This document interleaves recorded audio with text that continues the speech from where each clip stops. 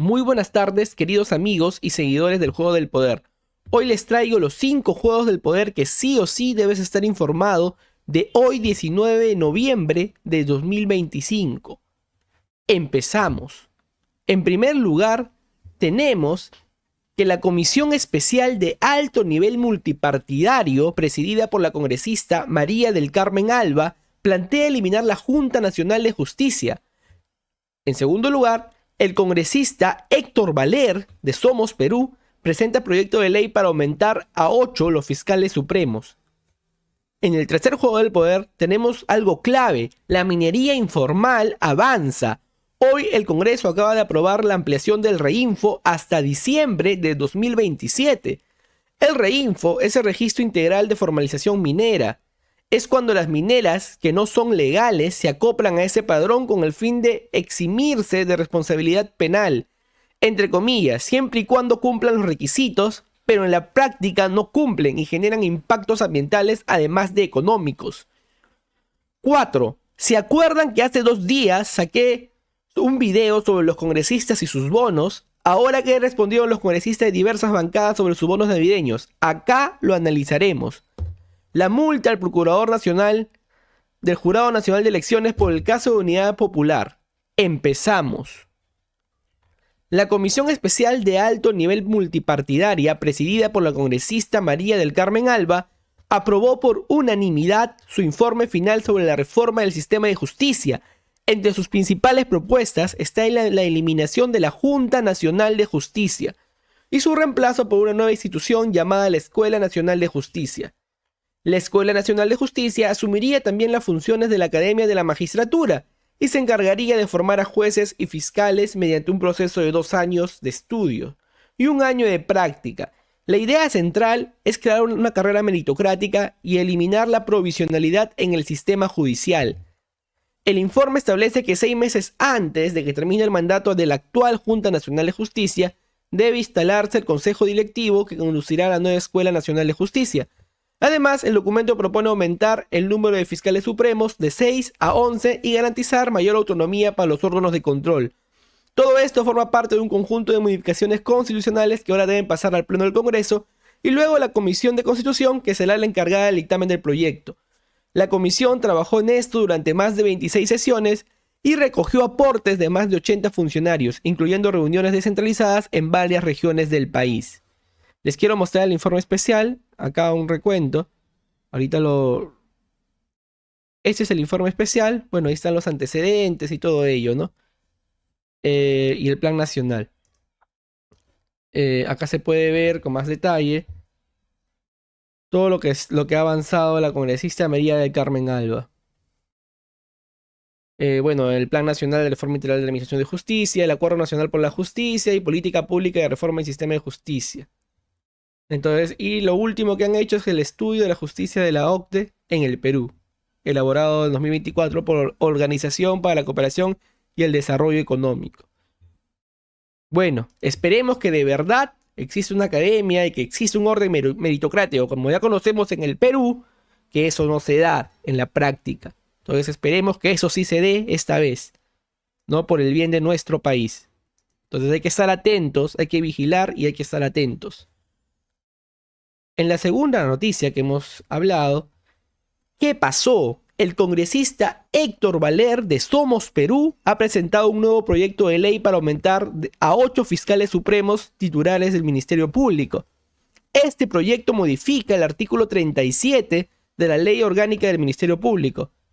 Lo relevante es que esta iniciativa llega solo días después de que el mismo Valer propusiera subir a 20 a 58 jueces supremos en la Corte Suprema.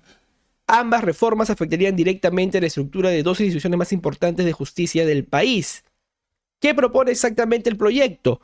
El proyecto busca fijar ley que la Junta de Fiscales Supremos tengan 8 fiscales supremos titulares y reemplazar la actual estructura, que hoy existen 6 titulares y 2 provisionales. Entonces existirían ahora 6 titulares, o sea, los 2 provisionales pasarían a ser titulares, ¿no? Convertir esas 2 plazas provisionales en plazas titulares permanentes. Valer argumenta que esto fortalece la autonomía del Ministerio Público. ¿En qué contexto aparece? Este proyecto llega en un momento altamente sensible. La Fiscalía atraviesa un conflicto por la reincorporación judicial de Delia Espinosa como fiscal de la Nación, y la Junta Nacional de Justicia está en desacato frente a esa orden. Hay una disputa abierta por quién controla el Ministerio Público. Justo en el medio de ese escenario, aumentar el número de titulares cambia la correlación de fuerzas dentro de la Junta de Fiscales Supremos, que es la que elige la fiscal de la Nación. ¿Y por qué genera preocupación? Aquí comienza el análisis crítico. No es una medida neutral. Aumentar el número de fiscales titulares puede modificar el voto interno y reducir el peso de Espinosa, que resulta incómoda para sectores políticos investigados.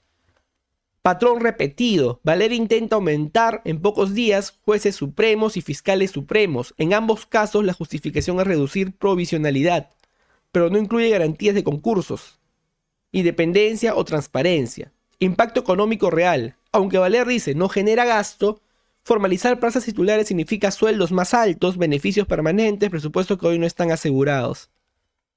La reforma aparece en el pico de la tensión entre el Ministerio Público y la Junta Nacional de Justicia, además de decisiones judiciales. Cambiar la estructura en ese momento altera el balance institucional. ¿Qué implicaría si se aprueba? Reconfigura la Junta de Fiscales Supremos. Podría influir en la elección del fiscal de la Nación, debilita el rol de la Junta Nacional de Justicia, incrementa el peso político sobre instituciones que deberían ser técnicas. Acá les muestro un poco de lo que Héctor Valer ha querido aprobar. Bueno, ya lo aprobó, falta que lo debatan en el pleno. Ahorita voy a hacer la transición. Mire, ley que modifica el artículo 37 del Decreto Legislativo 052, Ley Orgánica del Ministerio Público, a fin de establecer el número de integrantes de la Junta de Fiscales Supremos y fortalecer la autonomía del Ministerio Público. Formulada por Héctor Valer Pinto de Somos Perú. Hay que tener en cuenta, como hemos dicho, que esto sucede en un pico de tensión entre la Junta Nacional de Justicia y los fiscales, la Junta de Fiscales Supremos, ¿no? Por el caso de Delia Espinosa. Entonces tenemos que estar atentos a la jugada del poder que quiere hacer nuestro sistema de justicia. Entonces, ahora tenemos el caso de la minería ilegal. La minería ilegal está avanzando. Está avanzando. Esto es preocupante. Esto es muy preocupante. Hoy el Congreso acaba de aprobar algo que puede marcar uno de los retrocesos ambientales y de gobernabilidad más graves de los últimos años, la ampliación del Reinfo hasta diciembre del 2027. Una decisión tomada pese a alertas de gremios, especialistas, el Tribunal Constitucional y hasta organismos internacionales. No les ha importado absolutamente nada. Hoy vamos a entender qué significa esta ampliación y por qué tantos sectores dicen que esto legitima la ilegalidad. ¿Qué es el Reinfo y qué acaba de pasar? El Reinfo es un registro creado en el 2016 para que los mineros informales iniciaran un proyecto de formalización. Era algo temporal, era la promesa de orden y de legalidad. Pero hoy, con 17 votos a favor, la Comisión de Energía y Minas decidió ampliar el Reinfo por quinta vez. Esta vez es el 2027. Y no solo eso, están evaluando incluso la reincorporación de más de 50.000 registros excluidos. Es decir, gente que no cumplió, no avanzó, que fue sacada, podría volver. ¿Por qué es tan grave esta ampliación? Aquí hay 3 puntos críticos. Se perpetúa la informalidad. El propio Estado reconoce que no ha podido formalizar ni el 1% de los inscritos. De 31.000 que deberían formalizarse este año, solo 64 lo lograron. 64, es ridículo, una cifra totalmente baja respecto al total.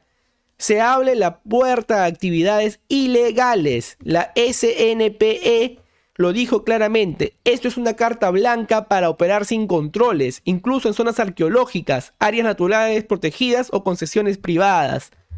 El Tribunal Constitucional ya lo advirtió.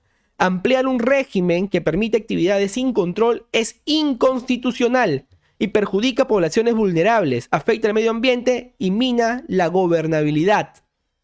¿Quién ganó con esta decisión? ¿Quién más? La minería informal. El medio ambiente perdió, el Estado también perdió.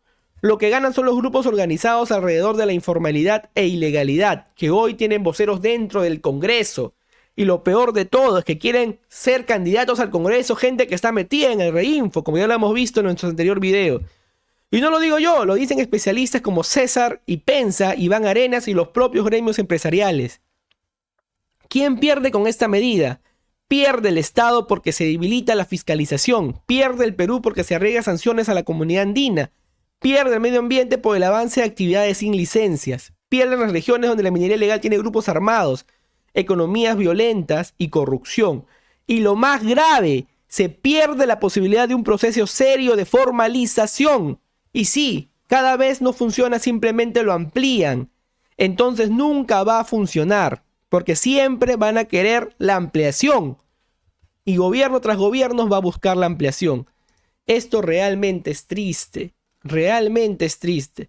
¿Cómo es posible que nuestros hermanos de la sierra, donde están las minerías informales, tengan que pasar por la contaminación ambiental?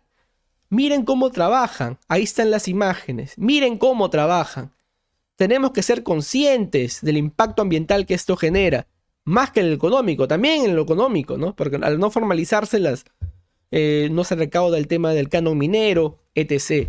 Pero es necesario tomar conciencia, por favor, es necesario tomar conciencia y estar alertas nosotros como ciudadanos. Entonces hay que trabajar. Hay que trabajar.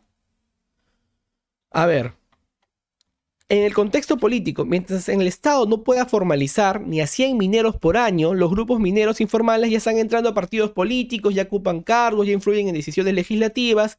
Expertos lo han dicho, si seguimos así, en 2026 tendremos bancadas de reinfo, y eso es preocupante. El problema no es la pequeña minería, el problema es un Estado sin capacidad, un Congreso que cede a la presión y un sistema que deja amplias zonas del país sin control ambiental, sin seguridad, sin rumbo. Hoy no se amplió el reinfo, hoy se amplió la ilegalidad y sobre todo se amplió la impunidad. Bueno, pasando a otras noticias. ¿Qué respondieron los congresistas de diversas bancadas sobre las tarjetas de 1.900 soles que recibirán en diciembre? En las últimas horas se reveló que los congresistas recibirán en diciembre hasta 46.900 entre sueldo, gratificación, bono por función, semana de representación y una tarjeta electrónica de 1.900 soles.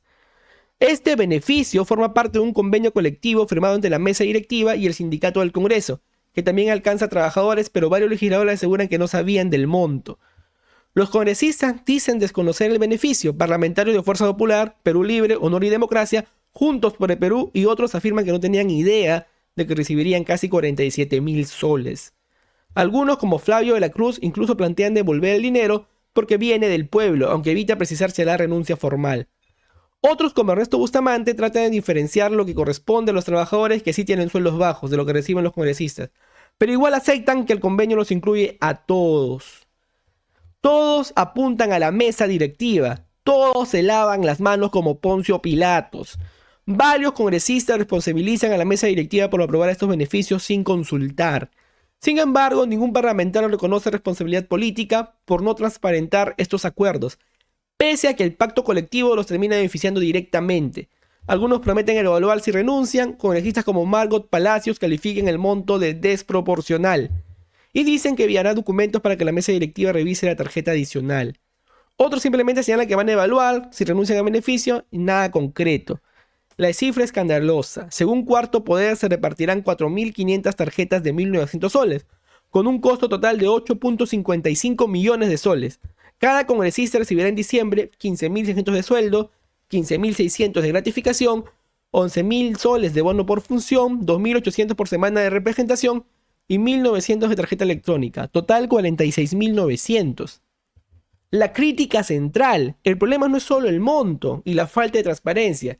Alegan no saber beneficios que los favorecen directamente. Culpan a la mesa directiva, pero nadie asume responsabilidades.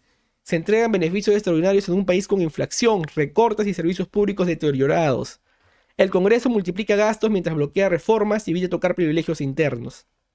En resumen, otro episodio que muestra cómo el Parlamento funciona como una isla de privilegios, desconectada de la realidad y siempre dispuesta a justificarse antes de corregir excesos. Análisis crítico. Quiero hacerles recordar que el país está en una situación económica bastante complicada. Hay personas que solamente ganan el sueldo mínimo. Hay personas que solo ganan 2.500, 3.000 soles. Entonces, eso no nos ayuda a vivir dignamente, mientras que los congresistas ganan entre 40.000 y 30.000 soles mensual. Debemos equilibrar los salarios, debemos buscar la forma de que nuestros salarios sean correctos. Ahora pasamos a la quinta noticia. La